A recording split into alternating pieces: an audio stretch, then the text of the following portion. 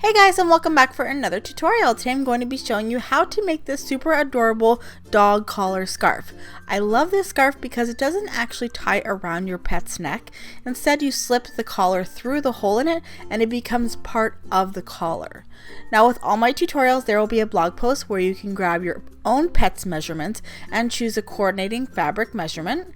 This project is so quick and easy and uses very little fabric, and if you stick around to the end, I will show you how to make it into a reversible scarf so you can change it up easier. And of course, if you're not already, I would love it if you subscribed, hit that notification bell to be alerted of new and future tutorials, and of course, smash the like button, as the kids like to say. And if you don't already know, I do have a Patreon, so if you would like to support my channel and keep all of my patterns free, then you can support me in the link down below. Okay, so let's get into the tutorial. So the first thing you're going to need is your square. It's just a square piece of fabric. I'm using some cotton fabric and I will be putting medium weight interfacing on the back. If you want to use a heavier weight fabric such as a canvas, you can totally omit that. Canvas is actually perfect weight for these types of scarves. So I'm just going to take my square and I'm going to fold it in half diagonally. And I'm going to basically just score it. I want to just create a guideline. This is how it will eventually fold down, but for now we're using it as a guide, and we will be opening it back up again. And we're going to fold in the corners that run along that fold. And we're going to fold it in for this particular size, which will be a 12-inch by 12-inch. Is folded in by 2.5 inches, and depending on the size that you do choose, there will be a different measurement for this. This is just because the collars, sometimes they're bigger and sometimes they're smaller, so this might be a little bit of a smaller fold and it might be a little bit of a bigger fold depending on the size of your dog. This one is fitting my puppy right now, so she is a 15-week-old Labrador. So she's not full size, so this won't fit her in a few months, but for now, super cute. And they're so easy to make. So we're just going to do a top stitch along those folds. And I'm going to use a 3-stitch length just because this is purely just a decorative top stitch. So it's not really holding anything other than just holding that triangle piece down. If you want to cut off that excess, cut off the ends of those triangles, you can. I just think it adds a little bit more stability, so I just leave it the way it is. So this is how it should look. And I did that top stitch about 1/8 of an inch away from the edge of the fold. So now I'm just going to take off those pins and just show you what it looks like. So it's just basically to look pretty. So now we're going to fold it in half with the right sides together. So we're going to fold it like this so that the raw edges are lined up together and our corner is nice and lined up, and then the sides also are lined up. So as you can see, it's already starting to take shape. We will be doing a seam down only the raw edges, so not up the sides there where we just folded that little piece in. That is going to be our insertion point for the collar eventually, and we're going to leave that as a hole so that we can flip the scarf right side out.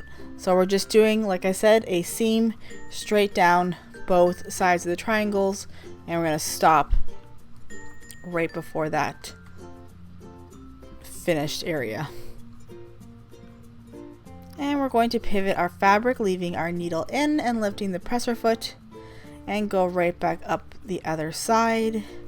And I go right to the end and give it a good back stitch to make it lock nicely in place for when we go to do the flipping. We don't end up, tearing out any stitches. I like to also snip the corner of the tip of my scarf, and that's just gonna help to make it more of a nice sharp point when we go to flip it right sides out. And I'm just going to flip it with one of the holes. I usually like to stick my fingers in and grab the point of the scarf, bring that through the hole first, and then the rest should follow very easily after that. And I'm just going to use a knitting needle to poke out that corner and then press it flat. So I'm just going to use my iron, and this is pretty much, we're almost done. So you can see the scarf is, this is how it's going to look. So we're just going to finish off by doing a top stitch down both corners or both sides of the triangle, and then we're going to do a top stitch right across. I'm going to use my chalk to just create a guideline, just because it's harder to you can pick a little spot in your machine if you want to, but I just find it easier to use some chalk, and we'll sew down there, and then that kind of helps to create a nice casing for that collar to slip through. And then to do that top stitch down both sides will just make it look a lot more finished and polished. So then that is pretty much it with the scarf. So I am going to show you how to create a reversible scarf very shortly, but of course I just want to show you a little run through of how it works. You're just going to take your collar and slip it right through. It's very easy to do, and then you can just put it around your pet's neck. And my Labrador surprisingly doesn't seem to mind it too much.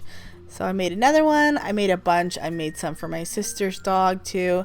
And this is the one that I made reversible, which is super easy to just take this pattern and make it into 2 pieces, I guess you could say.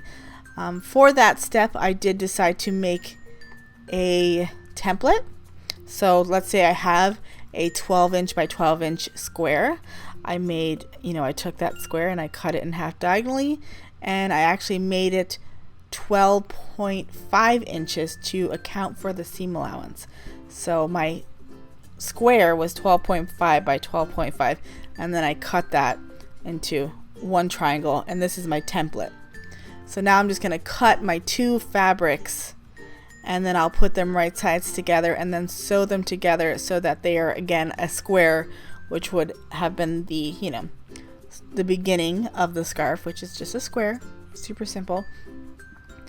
And then after that I just start to do the tutorial from that point. I did press the seams, and then you just, I'm not going to show you the whole process, but hopefully you understand, and you just fold in those corners and just make it like you would if it was one solid piece of fabric. So if you do give this a try, I would love to see it. Don't forget to follow over on the Facebook and Instagram. All those links are in the description box below. So thank you so much for watching, and I will see you guys in my next tutorial. Bye guys!